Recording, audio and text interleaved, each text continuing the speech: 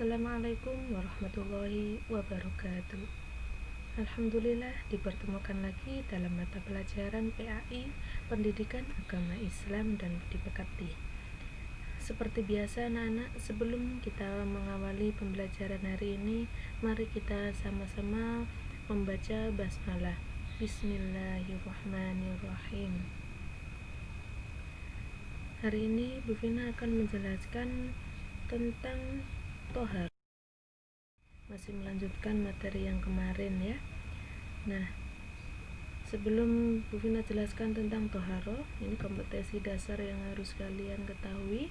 Pada kompetensi dasar 3.7, memahami ketentuan bersuci dari hadas besar berdasarkan ketentuan syariat Islam. 4.7, menyajikan cara bersuci dari hadas besar.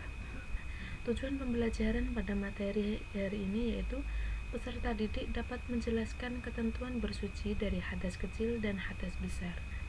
Peserta didik dapat menunjukkan contoh bersuci dari hadas kecil dan hadas besar.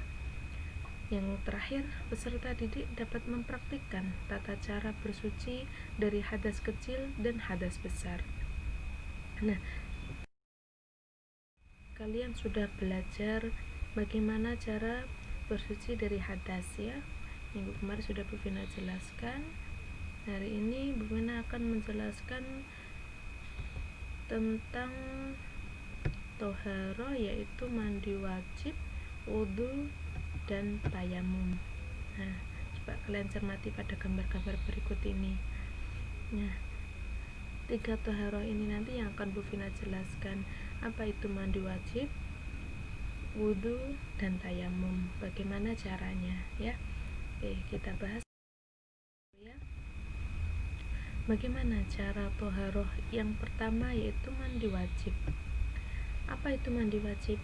Mandi wajib itu sendiri adalah mandi untuk menghilangkan hadas besar, sering disebut juga dengan mandi junub. Nah, mandi junub itu apa? Mandi ketika misalkan seorang suami istri setelah melakukan hubungan, nah keduanya diwajibkan untuk mandi wajib ya, itu namanya mandi junub. Nah, keduanya diwajibkan untuk mandi wajib. Nah, adapun cara mandi wajib adalah niat mandi untuk menghilangkan hadas besar. Niatnya bagaimana? Niatnya Bismillahirrahmanirrahim. Nawaitul wusla li raf'il hadasil akbari fardhon lillahi ta'ala. Yang artinya saya niat mandi menghilangkan hadas besar karena Allah Ta'ala. Yang kedua, menghilangkan najis apabila terdapat tetesan darah di badan. Nah, jika ada darah, misalkan darah haid atau darah apa, bisa kalian bersihkan dulu, dihilangkan najisnya. Yang ketiga, membasahi seluruh tubuh mulai ujung rambut sampai ujung kaki ya. Kalau anak perempuan berarti rambutnya harus diurai ya, tidak boleh kalian ikat ketika mandi wajib ya. Nah, maupun kalian melakukan sunnah-sunnah dari mandi wajib boleh. Misalkan sunnah seperti apa? Sebelum mandi misalkan kalian disunahkan untuk membaca basmalah. Nah, kalian lakukan lebih bagus, kalian mendapatkan pahala. Nah, kemudian mencuci kedua tangan sebelum dimasukkan ke dalam bak mandi atau bejana.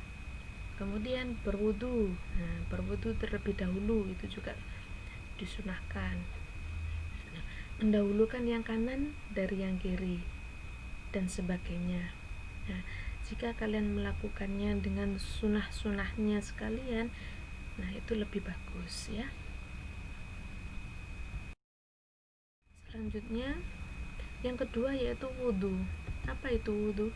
Wudhu adalah cara bersuci untuk menghilangkan hadas kecil. Saya yakin semuanya pasti sudah melakukan dan sering, bahkan setiap hari kalian melakukan yang namanya wudhu ya. Bagaimana cara wudhu? Nah, adapun cara wudhu adalah yang pertama niat dalam hati. Niatnya bagaimana? Niatnya Bismillahirrahmanirrahim. Nawaitul wudu'a li raf'il hadasil asghari fardhan lillahi ta'ala. Saya niat wudu menghilangkan hadas kecil karena Allah Ta'ala. Nah, setelah niat, bagaimana? Disunahkan mencuci kedua telapak tangan, berkumur-kumur dan membersihkan lubang hidung. Yang ketiga, membasuh muka. Yang keempat, membasuh kedua tangan sampai ke siku. Kemudian mengusap kepala atau mengusap sebagian kepala. Disunahkan membasuh telinga, membasuh kaki sampai mata kaki. Kemudian tertib ini maksudnya berurutan ya. Kemudian yang terakhir, berdoa setelah wudhu. Pasti semuanya sudah bisa apa itu wudhu ya, bagaimana caranya berwudhu, pasti anak-anak sudah bisa melakukan wudhu. Tayamum. Apa itu tayamum? Tayamum itu biasanya pengganti wudhu atau pengganti mandi wajib. Nah, hal ini dilakukan sebagai keringanan untuk orang yang tidak dapat memakai air karena beberapa halangan atau karena beberapa udzur. Untuk lebih mudahnya, nah, mari kita pelajari bersama-sama.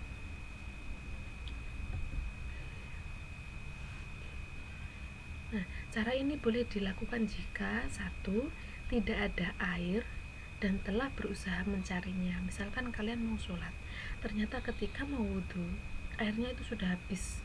Mencari air di sekitar daerah kalian ternyata tidak ada. Nah, kalian boleh untuk melakukan tayamum ya. Kemudian yang kedua, berhalangan menggunakan air.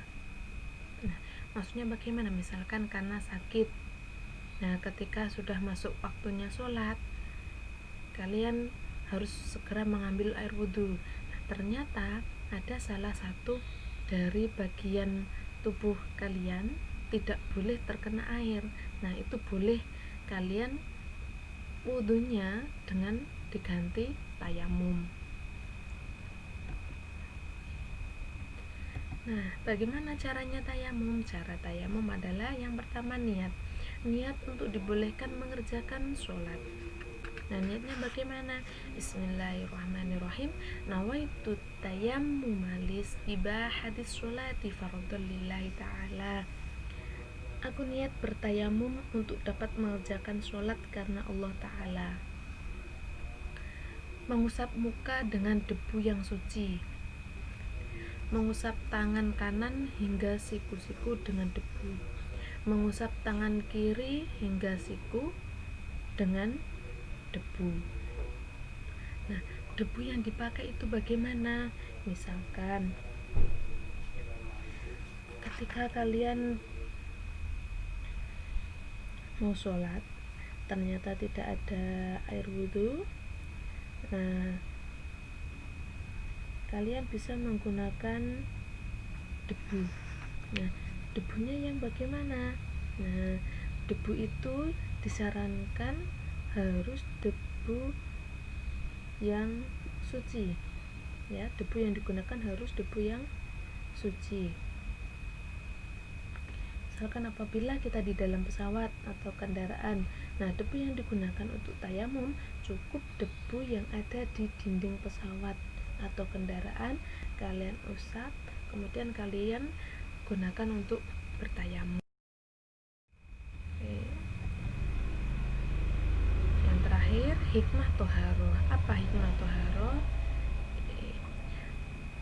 Akan terhindar dari segala macam penyakit, karena kebanyakan sumber penyakit itu berasal dari kuman dan kotoran.